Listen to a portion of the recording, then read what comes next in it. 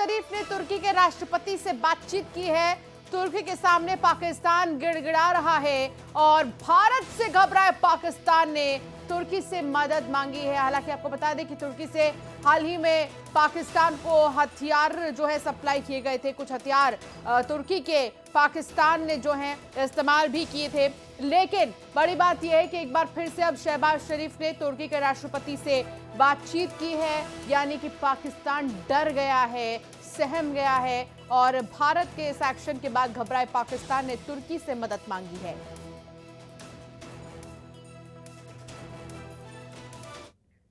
पहलगाम हमले को लेकर एनआईए ने अपील की है। हमले के वक्त मौजूद लोगों से अपील की है, हमले से संबंधित जानकारी साझा करें। साझा करने की अपील, हमले से संबंधित जानकारी की अपील की गई है। फोटो या वीडियो हो तो एजेंसी से संपर्क करने की अपील की गई है।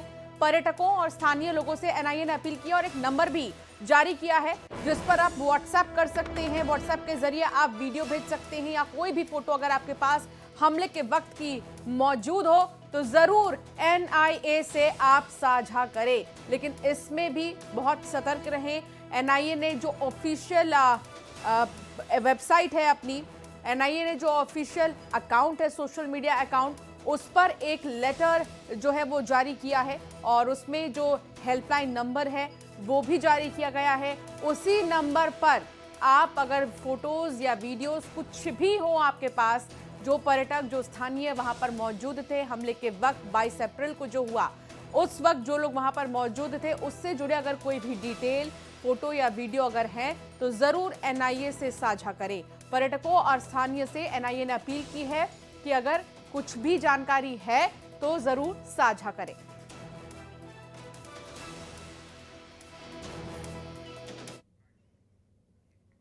बाईस अप्रैल 2025 जिस दिन पहलगाम की खूबसूरत वादियों को खून से रंग दिया गया, आतंकियों ने बेकसूर और निहत्थे पर्यटकों पर हमला किया जिसमें 26 निर्दोष जिंदगियां छिन गईं। भारत ने इस बर्बरता का करारा जवाब दे दिया है।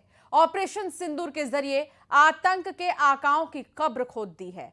आज हम उन परिवारों की कहानी आपको सुनाएंगे जिनके आंसुओं ने इस ऑपरेशन को एक मकसद दिया। रिपोर्ट देखिए। The moment I got emotional was that word सिंदूर, क्योंकि कहीं ना कहीं हम जितनी फीमेल्स जिनके सामने ये हुआ है उनके लिए ये शब्द बहुत बड़ा है। पहलगाम हमले ने न सिर्फ जिंदगियां छीनी बल्कि कई परिवारों का सुहाग और सपने उजाड़ दिए। कानपुर के शुभम द्विवेदी जो अपनी नई नवेली दुल्हन ऐशान्या के साथ हनीमून पर आए थे, आतंकियों की गोली का शिकार बने। शुभम की पत्नी ने आज गर्व से कहा कि सरकार ने मेरे सिंदूर का मान रख लिया। रात में 2:15 2:20 के आसपास पापा जो है शुभम के पापा, मेरे फादर इन लॉ, उन्होंने आके बताया और उन्होंने मैं और मेरी सिस्टर इन लॉ साथ में थे। उन्होंने बोला न्यूज़ देखो न्यूज़ देखो, तो हमने न्यूज़ खोल के देखा।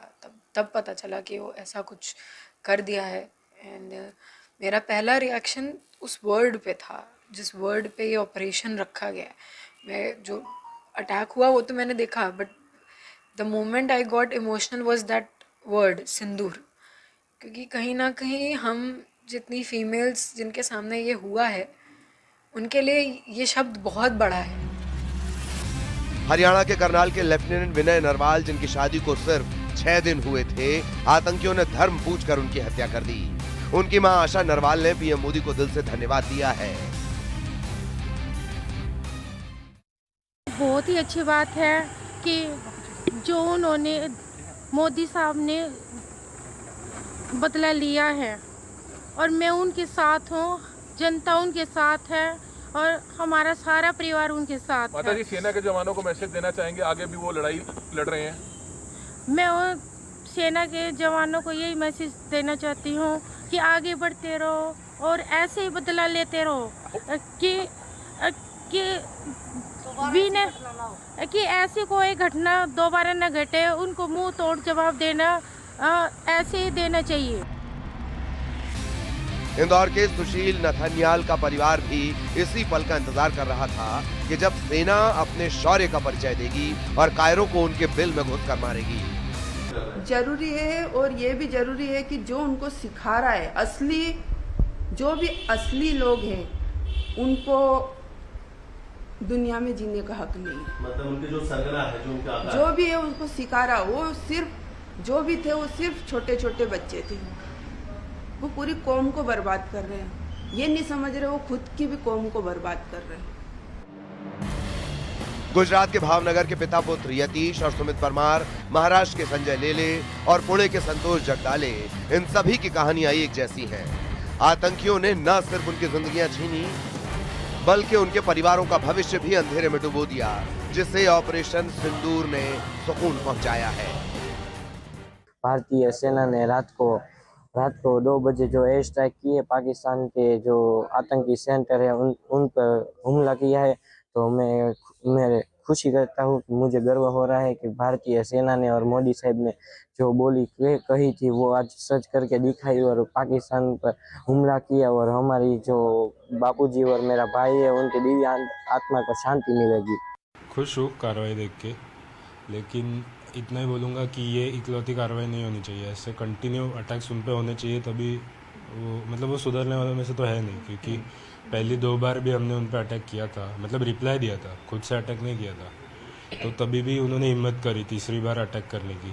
तो इस बार उन पे ऐसा अटैक होना चाहिए कि चौथा अटैक करने के लिए वो बचना ही नहीं चाहिए। जो हमारी सरकार है, जो हर स्त्री को बहन बोलता है, तो उनके पतियों को छीना गया था, तो उनका सिंदूर छीना गया था, शायद इसी की वजह से। बुलेटिन में फिलहाल इतना ही। आप बने रहिए न्यूज़ 18 के साथ।